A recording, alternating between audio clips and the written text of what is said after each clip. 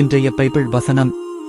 உன் வழிகளிலெல்லாம் அவரை நினைத்துக்கொள், அப்பொழுது அவர் உன் பாதைகளைச் செவ்விப்படுத்துவார். நீதிமொழிகள் 3ஆம் அதிகாரம் 6ஆம் வசனம்.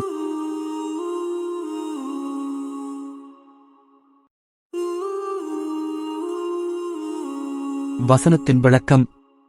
இந்த வசனம் நமக்கு ஒரு அழகான உறுதியை வழங்குகிறது.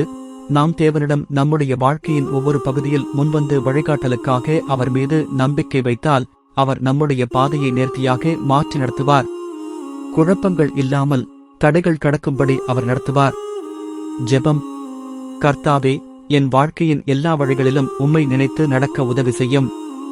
என்னை வழிநடத்தி என் பாதையை நீங்கள் நேர்பார்வையாக்கும் தகப்பனே, தயவு செய்து உமது வழியில் நடத்தும் கர்த்தாவே, உம்மீது முழு நம்பிக்கையுடன் வாழ ஆசீர்வதியுங்கள் ஐயா.